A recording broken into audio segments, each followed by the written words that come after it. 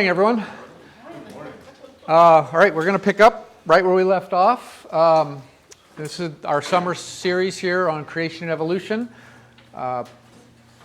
We last week started creation evidence, and we'll pick up again. But just by way of review, again, I'm going to skip these first two now. We've reviewed that enough times, but just the evidence for evolution, the big idea is that the evidence for evolution is confidently asserted, but when you look under the rug, so to speak, it's mostly missing.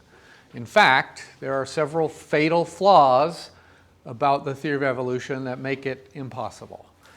So on the other side of the coin, though, the other contender is God's account in His Word that says He supernaturally created the universe and reality.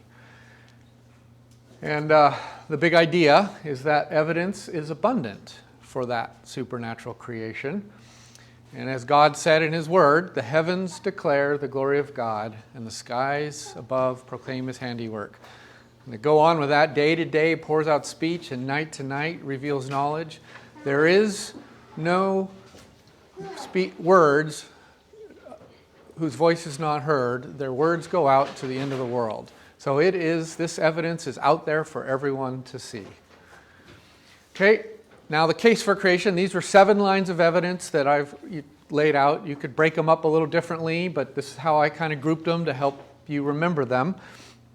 And we talked about complex design and the idea that you walk along a beach, and if you find a perfectly tuned little pocket watch, you know that came from intelligence, that someone made that the wind and the waves and the sand could never, ever, I don't care if you had trillions of years, could never make that. That came from, it had purpose, and it has intent, it has specificity. That design only comes from intelligence, and we see design in every living thing. We see design even in nature with the water cycle and the carbon cycle and the nitrogen cycle. There is design at every level, all the way down. It is a system of systems. The world screams intelligent designer. So, second thing, we looked at irreducible complexity, and a different aspect. The fact that for something to work, evolution says it came in small, little incremental steps.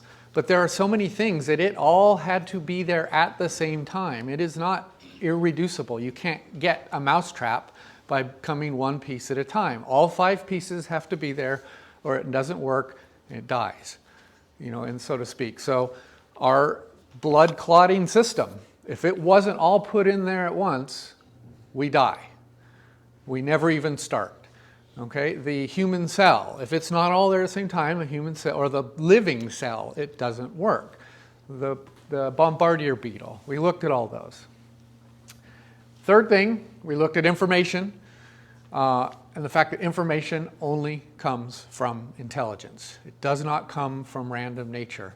And written in the cell of every living thing is billions of trillions of lines of code of incredible complexity, which we still barely can understand. If information is the hallmark of intelligence, how is it that we see that and don't conclude that intelligent design is behind this? So the information in our living cells is another line of evidence that there is an intelligent, a supernatural, a super intellect that created everything. Okay, so now here we go. Immaterial things exist. Okay, so by immaterial, I mean not material. Evolution says that matter, dirt, chemicals, particles, I'm usually going to say the term particles. Particles is all that exists. Everything, first of all, it all came from nothing. Remember that? Nothing exploded and turned into everything. But everything it turned into are particles. Okay, so just think dirt or rocks or whatever, little chemicals. So that is the essence of evolution. The chemicals, by pure chance, assembled themselves into living things, and in those living things, we now see something called like consciousness or the mind, and that has not come from dirt and rocks. Where did that come from? So the mind, or consciousness, is the capacity to feel or experience the world. Now, this takes a little bit of thinking. See, that's what we do, is think. But do your thoughts have any weight? Can you touch them? Can you smell them? I mean, our senses can't perceive them, but we know and we feel, we think our thoughts. Are those real? You and I, we would have to say yes. So, that French philosopher, René Descartes said, I think, therefore I am. He said, the basis of me knowing that anything is real is just because I'm thinking. But our thoughts have no weight. They are not a material thing. They are immaterial. So how can chemicals coming together have this non-material aspect to them? It can't. In fact, evolutionists who are really committed have, it's kind of died off because they realized the absurdity of it, but for decades, leading evolutionists were holding the position that they were holding the position that our thoughts aren't real. We're actually just chemicals going through some complex chemical reaction, and everything we think and say and do is just actually a product of complex chemical reactions. There is no you there. And you think about the ramifications of that. That means, the person who murders his wife, that was just not his fault. That was just his chemicals doing what chemicals do. I mean, it's absurd. And so most of them have kind of thrown that into the dustpan. There's still a few hardcore out there that hold that position. But there's something qualitatively different about our mind that can't be explained by chemicals coming together. So let's just dig into this a little bit. The mind is what it's commonly called. Self-awareness, that is an aspect. I think, and therefore I am, but rocks don't go around thinking. Where did that come from? Our thoughts. How about our emotions? Is that real? If you're really angry at somebody, is that real? If you love somebody, hate somebody, where does that come from? That is not a material thing. Our desires. Do rocks want anything? Does a grain of sand want something? No, of course not. But we do. Where does that come from? It doesn't come from chemicals. Our goals and dreams. These are all aspects of how immaterial things that we commonly experience all the time, and yet evolution requires that those had to come from inanimate chemicals. How could that be? What all this points to is that this came from a super mind that created it. It's not something that occurs in nature through inanimate materials. This all points to a super intellect that gave them to us. Incidentally, this is a book, this is a guy, he's an atheist philosopher, Thomas Nagel, and he wrote about 15 years ago this book, and he just said, evolution cannot explain the mind. His specialty was the mind and how it works. And he says, we got to come up with some new theory, guys. He wasn't going to say intelligent design, but he's saying the mind is qualitatively different thing than material. And evolution does not explain it. Do you know if Nagel is still an atheist? I remember when that book came out, and he was definitely, it seemed to me, heading in the theist direction. He was. I don't know where he stands now. Yeah, maybe he's an agnostic. There's a couple of these guys who are ardent evolutionists who were a little more open-minded and said, this is ridiculous, and so they're more agnostic now. Can't know, but we're not going to admit a God, but the evidence doesn't point to no God. So here's this mind-body integration.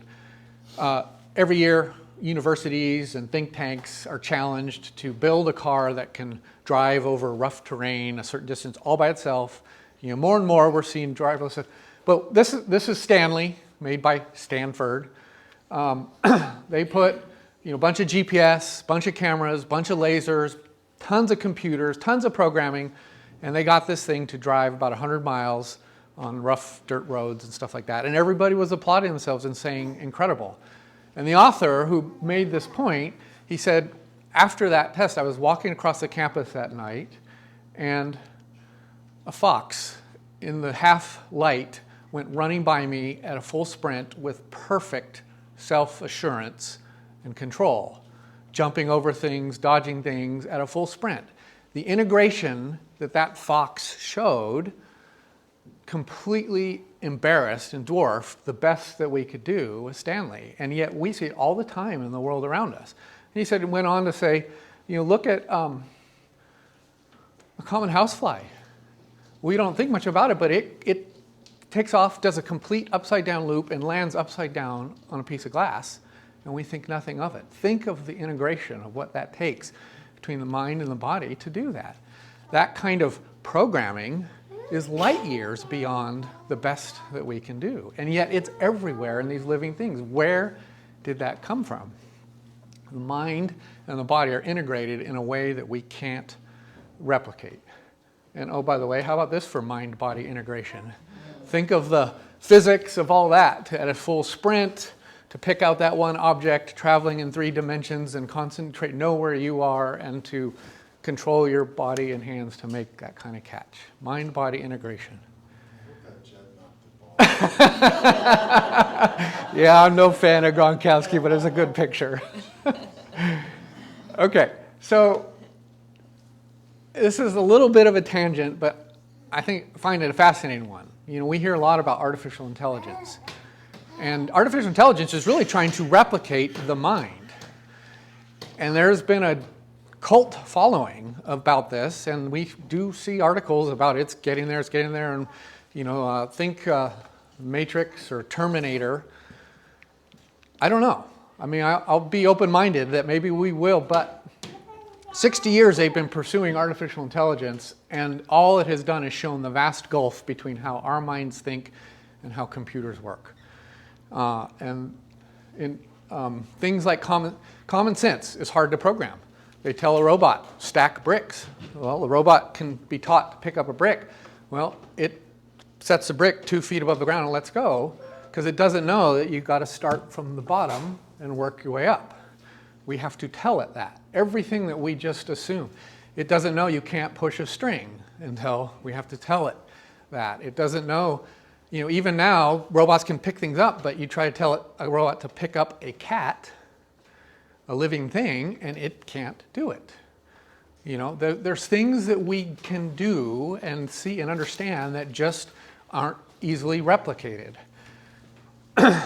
And the belief in artificial intelligence is that as software, a computer, we just got to do the software and we'll make the computer think. That assumes that the brain and the mind are similarly analogous. In some ways they are, but the mind is not the brain, and the mind works in ways that are qualitatively different. So it's an open question as to whether or not artificial intelligence will ever be able to replicate the mind. I'm going to read this whole quote. It's long, but it's good. This is an Artificial Intelligence magazine article. The author wrote this. Your 3-pound brain runs on just 20 watts of power. It's barely enough to light a dim bulb. Yet that machine behind our eyes has built civilizations from scratch, explored the stars, and pondered our existence. In contrast, IBM's Watson, a supercomputer that runs on 20,000 watts, it can outperform humans at calculation and Jeopardy, but it's still no match. Neither Watson nor any other artificially intelligent system can navigate new situations, infer what others believe, use language to communicate, write poetry and music to express how it feels, and create math to build bridges, devices, and life-saving medicine. Why not? And I would argue because the mind is a qualitatively different thing, and it has come from the ultimate mind that created the universe. That is a far better explanation of the mind than that inanimate chemicals came together and created this by pure chance. Far better. Similarly, this guy, he said the truth is machines just do what we tell them to do. They do it really well, and we've taught them to evaluate lots of information and sort of anticipate what we might be thinking, but that's only because we told them to do that. Okay, so more immaterial things. The power to choose. Okay, particles obey the laws of physics, the laws of motion, the laws of thermodynamics, always and everywhere. They don't have a choice, they just do that. We have the power to choose. Where does that come from? How can non-choosing particles ever make something like us that can choose? Where does that come from? That can't come from evolution.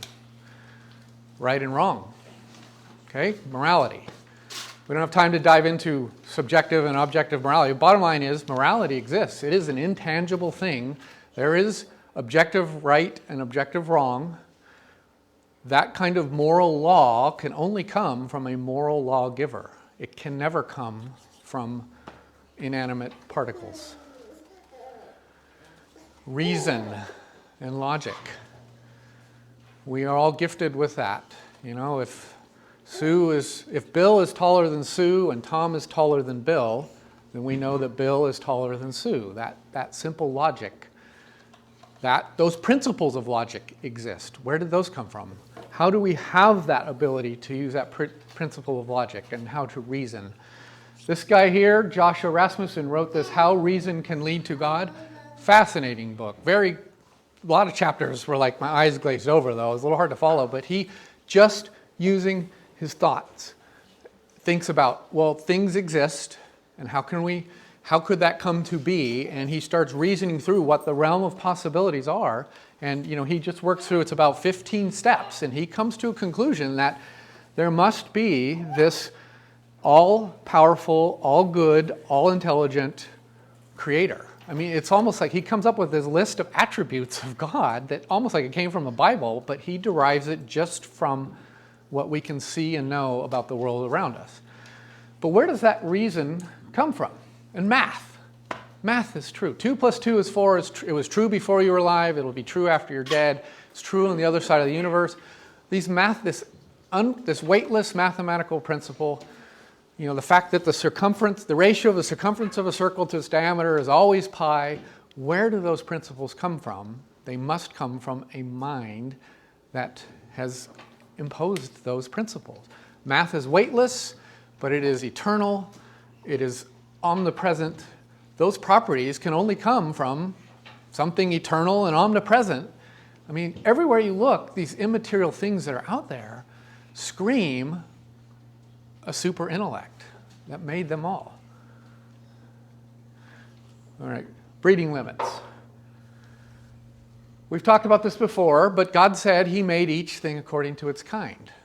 He said that a few times. We sort of just glossed over that when we read it, but there's a lot to that. Okay, so as we discussed, a kind we think roughly equates to the family level in our division of living things. But this guy, Luther Burbank, most competent plant breeder from 100 years ago, he said, I have roses that bloom pretty steadily for 6 months, but I have none that will bloom 12, and I will not. In short, there are limits to development possible, and these limits follow a law. He recognized he could get plants to enhance certain characteristics, but only to a point. There was an unpassable point beyond which he could not take them. Similarly, this guy, Julian Huxley, he is the grandson of Darwin's right-hand man, his hatchet man, Aldous Huxley. Sorry, not Aldous. Aldous wrote Brave New World. Thomas Huxley. Sorry. So anyway, he's an ardent evolutionist. And yet he said, in spite of intensive and long continued efforts, breeders have failed to give the world blue roses and black tulips. A bluish purple and a deep bronze are the limits reached. True blue and jet black have proved impossible. Okay, so ardent evolutionist, saying with his own words, we can take things so far and no further. Okay, so that gets to that whole thing we've been talking about, micro versus macro evolution. Okay, the central question of this macroevolution conference was whether microevolution can be extrapolated to explain the phenomenon of macro. And the answer can be given as a clear no. So the conference said this. Okay, this guy, what is the use of bacteria's unceasing mutations if they do not change. In some, the mutations of bacteria and viruses are merely hereditary fluctuations around a median position. A swing to the right, a swing to the left, but no final evolutionary effect. And neither in nature nor under experimental conditions have any substantial effects ever been obtained through the systematic accumulation of micromutations. Okay, if evolution was true, we should see this kind of change going on everywhere. Yet, thousands of years of breeding, decades and decades of intensive experiments trying to get this to happen have all confirmed one thing. A kind stays as its kind. That is not what evolution predicts. It is exactly in line with God's word. The evidence supports God's word. Oh, by the way, whenever you do get those mutations, when a cichlid fish changes color and becomes a new species, it always involves the loss of information. So the genetic code, something gets corrupted, and so it, like, instead of it being able to have this spectrum of colors, you'll get one that's only can be red. And all the spectrum of colors of the fish are gone from that one that's now only got red skin. It's always, and polar bears, they have white fur. The original bear had a range of possible fur colors, but polar bears now can only have white fur. So it's the loss of information. That's the gist of Michael Behe's latest book from 2 or 3 years ago.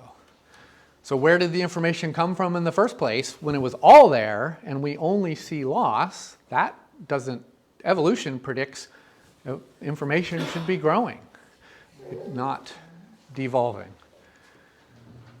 Laws of science.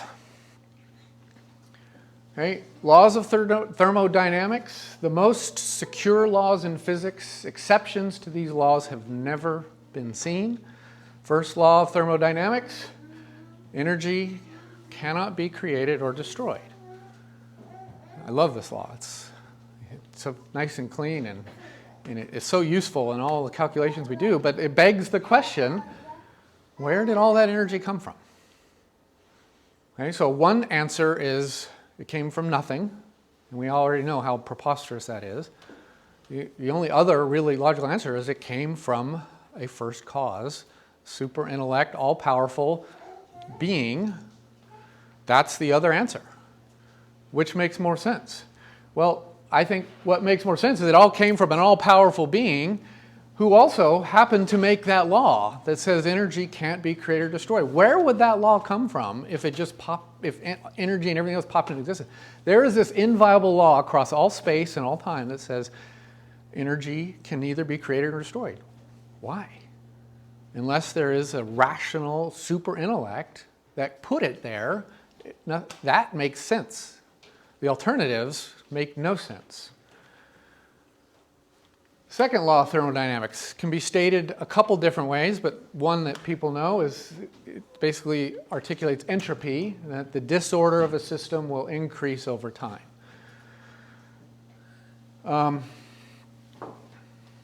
So, the second law says disorder will increase over time, so on this scale of perfect order to low order, over time, things will get more disordered. And that sort of matches with creation. We see species going extinct. We see genetic codes being corrupted. Information is being lost. Things decay over time. And so the second law corresponds very well with God's creation account. In reality. It corresponds well to reality. To the contrary, evolution predicts it says we went from low order to higher order, which is an exact contravention to this law, which scientists otherwise affirm unequivocally. But they do lots of hand waving and commotion and saying, oh, well, you can inject some energy, or usually it's energy with intelligence from the outside to bring disorder into order. So they sort of wave their hands at it. But fundamentally, that they're discounting the second law and saying, well, second law holds true for everything except evolution. The laws support what God said, not the evolutionary account.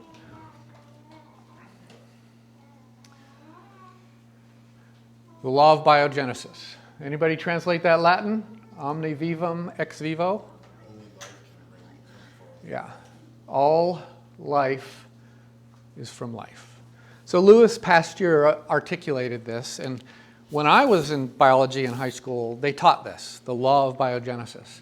Today, if you go and search for the law of biogenesis, you'll find nothing but mocking articles that say, only Christians say the law of biogenesis exists. And that's because they're trying to make the case for creation. There never has been a law of biogenesis. And why would they do that? What do you think? Because they know that life must have come from non-life at some point in evolutionary history. So therefore, there is no law of biogenesis.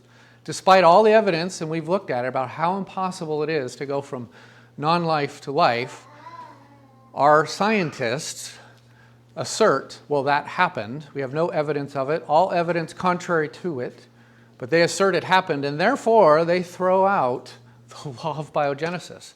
Yet all our experience says that life only comes from life. Yes? So I'll play the devil's advocate here. Mm-hmm. And I'm going to say, well, Matt, you're missing the point here. The point is that we have an open system. We don't have a closed system. And so therefore, energy can come into this system and cause those molecules to organize themselves, and ultimately life is the result. So what you're talking about is order from disorder. That goes back to the second law. Right. And so, but that we could go round and around about that. That has been disproven, that people are trying to reach, but the idea that order can come from disorder without intelligence, or some law or principle like snowflakes, it doesn't happen. Well, and the answer to being the devil's advocate there is all you're doing is kicking the can, because ultimately the whole universe is going to be your closed system. Right. Where did that energy come from? Where did that intelligence come from? The point is, we all know the law of life only comes from non-life. That is a well-established principle law that used to be a law, has now been demoted because it doesn't jive with evolution. But it's still there, and it points to, again, the laws of the universe point to creation. Okay, the other physical laws, gravity, thermodynamics, motion, mathematics. I just touched on that. Where could those come from if nothing is where it all started from? Those laws apply throughout the universe. You can either believe that nothing, they just happened by pure chance, or you can believe that a rational, super powerful, super intellect established those laws so that they're true at all times and all places. That, to me, is a much more coherent thought than to believe that those things popped into existence from no thing. Finally, the anthropic principle.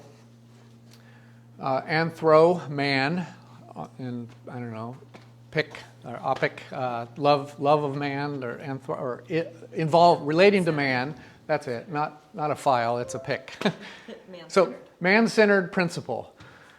Okay, it's the idea. It used to be that we thought the world revolved around us, right? The sun revolved around the earth. And there was a big kerfluffle a few centuries ago when Copernicus said, guess what?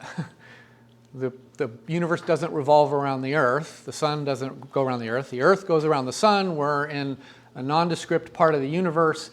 There's nothing special about us.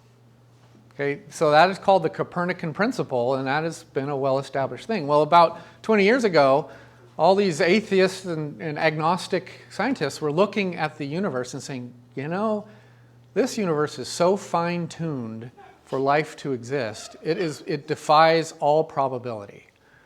It is unbelievable how from the universal constants to the microscopic level, there are things, these constants, that are so fine-tuned, and if they were a little bit different one way or another, everything would blow apart. And it all points to that actually maybe we are the reason, or life is the reason. That's usually where they stop, is they say life is the reason.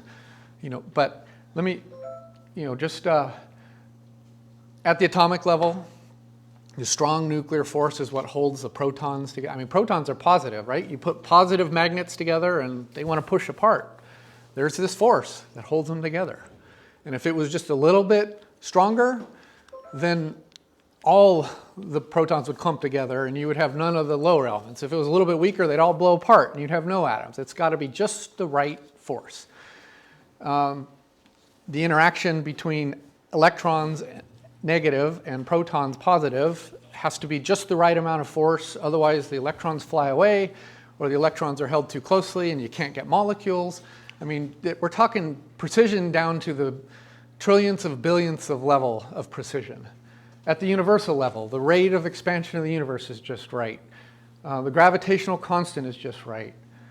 The Earth's position to the sun, if we were too close, then all our water would evaporate. If we were too far, everything would be frozen. We'd have no water cycle. Life could never exist. If we had a different axis, the climates would be crazy. If we rotated too slow, our days would get too hot. If we rotate and our nights too cold, if we rotate too fast, the winds would make life unlivable. I mean, the moon, just the right size to stabilize the orbit, et cetera, et cetera, et cetera. There's like 37 of these factors. And so here's what some of these guys had to say. We live in a kind of Goldilocks universe. The conditions are just right for life to emerge and thrive. This physicist, Paul Davies, atheist, evolutionist, said, "We have been written into the laws of nature in a deep and meaningful way." Okay. Fred Hoyle, he was, evolutionist, said, "A common sense interpretation of the facts suggests that a super intellect has monkeyed with the laws of physics." Yeah, but he discounts it because no God. Can't have a God. Freeman Dyson, atheist, evolutionist. "The more I examine the universe and study the details of its architecture, the more evidence I find the universe, in some sense, must have known we were coming." See how he personifies the universe? No God, but the universe. It knew we were coming. It wanted us to be here. The anthropic principle means accepting the laws of nature are rigged, not only in favor of complexity or in favor of life, but also in favor of mind. To put it dramatically, it implies that mind is written into the laws of nature in a fundamental way. And finally, the anthropic principle is the most theistic result ever to come out of science. If the universe had not been made with the most exacting precision, we could never have come into existence. It is my view that these circumstances indicate the universe was created for man to live in. So in summary, if you're going to believe in this balance of this contest, to believe evolution, you have to believe the Big Bang. Everything came from nothing. You have to believe that stars evolved despite us never seeing it and uncertainty about if it could ever happen. You have to believe that elements can evolve, even though we have no idea how that could have happened and have never seen any evidence of it. You have to believe that planets, that gas and dirt clump together and can form these complex planets. Never seen, just believed. You have to believe that life from non-life, all evidence says that is absolutely impossible. You have to believe that goo can turn into you, despite all evidence that says it can't. And so that is what you're left with on the evolutionary side of things. On the other side, we have these 7 lines that none of them are completely explicit, but they all point so compellingly and overwhelmingly that there is this all-powerful, super intellectual mind that created everything. It is the far better explanation. And Paul said it, or God said it through Paul, "For what can be known about God is plain to them, because God has shown it to them." And a little bit later, "But claiming to be wise, they became fools. So in the subject of creation evolution, that passage in Romans is just tailor-made for it. That is what is going on out there, folks. It is a pack of lies on the side of evolution, and God's word can be trusted.